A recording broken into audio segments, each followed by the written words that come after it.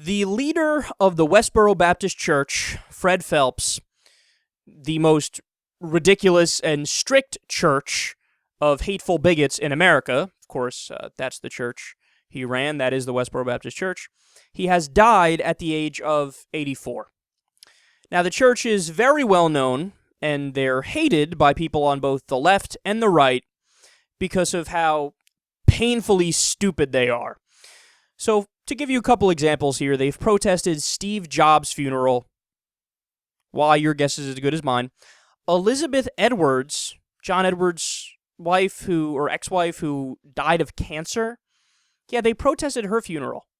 Again, what the fuck did she do wrong to anybody? I mean, your guess is as good as mine. Matthew Snyder, who died serving his country in Iraq, protested his funeral.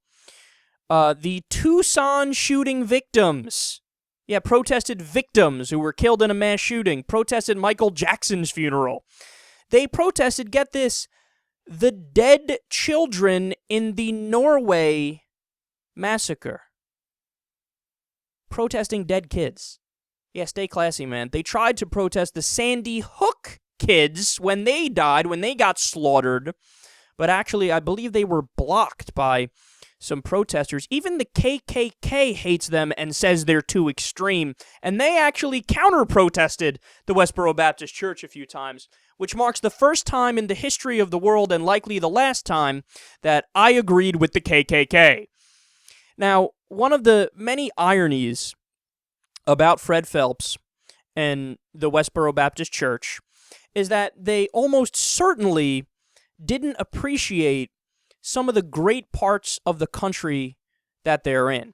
And what I mean by that is they had a Supreme Court case that they won, which protects their freedom of speech. They were sued by a family of one of the soldiers who was killed that they were protesting, and the family had won damages off of them. And the case got all the way to the Supreme Court, and the Supreme Court said, look, man, we don't like these guys either, but the First Amendment is clear. The First Amendment is the First Amendment. It means freedom of speech. They weren't kidding about that. The founders weren't kidding about that. And, it's not free speech if it only protects the stuff that we all like. So we don't like these guys, but that doesn't mean anything, man. They still have a right to say what they want to say. So the Supreme, and by the way, I agree with the Supreme Court on that. They're right. It sucks to say it, but even though these guys say the most ridiculous and terrible and hateful and bigoted shit, the most bigoted shit ever, they still have a right to say it, man. But they almost certainly did not appreciate the rights that this country gave them, because they were trying to take away those rights from other people. They would take away rights all day long, man. If they were in control of this country, they would censor anything that they didn't like that wasn't exactly in line with the Bible. So they are these massive hypocrites, these tremendous hypocrites. And, I mean, to give even more evidence of that, when they protested Steve Jobs' funeral, they announced it via Twitter for iPhone. On their iPhones, they're announcing that Steve Jobs was a terrible guy and we're going to protest him. Oh, really? He was such a bad guy that you decided to use his fucking product and pay him money. I mean, they're ridiculous human beings. They're terrible human beings. And here's what I do know for sure about Fred Phelps. If there is a hell, which obviously I don't believe in it, and I'm fairly certain it's not real, I think that when you die, it's likely the same as what the year 1843 was like for you. You didn't fucking exist. It was just darkness. It was endless stage 3 of sleep. Just nothingness, okay? That's what I think happens when you die. It's an educated guess. But putting that aside, if there is a hell, he's definitely in it. Now, I know all of the morons and the idiots and the knuckle draggers and the pathetic losers at the Westboro Baptist Church would be pissed about that, or his family would be pissed about that, or, they'd act like, well, this guy, he really followed the Bible, man. No. Maybe he should have went over it a little bit more careful. Because, what do I have here? Leviticus 19:27, quote, "You shall not shave around the sides of your heads, neither shall you disfigure the corners of your beard." Now, what that means is God commands you don't cut your hair, and God commands you don't shave your face. Now, I'm no genius here, and I'm no scientist, but take a look at Fred Phelps.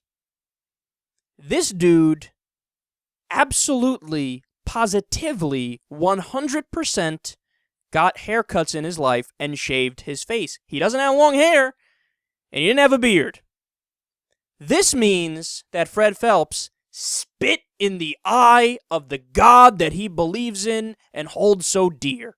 This guy who goes around condemning everybody else because they don't follow the literal word of the Bible.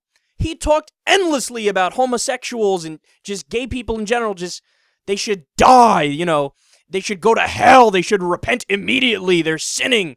You know, he had nothing but condemnation for everybody, including our soldiers, including for the kids who died, who never did anything to anybody at Sandy Hook. Why? Because they don't follow the Bible literally. Why don't you just follow the Bible literally? If you did that, then I wouldn't have to protest and I wouldn't have to do this all-in-your-face stuff. Well, it turns out, Fred, you're a fucking hypocrite. It turns out your ass wasn't following the Bible. If you were following the Bible, why isn't your hair long?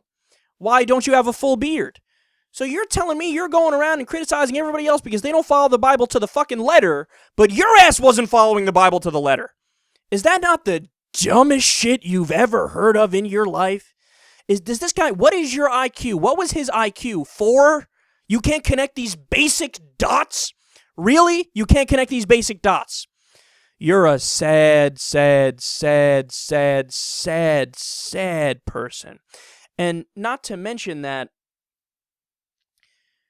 the whole message of Jesus was to care for the sick and care for the downtrodden and care for the poor and have the rich sell everything you have and follow me.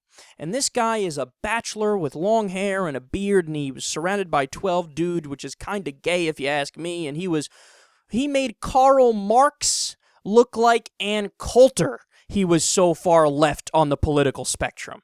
But your ass is out there as far right as you can be, and you're pretending like you're the one speaking for Jesus?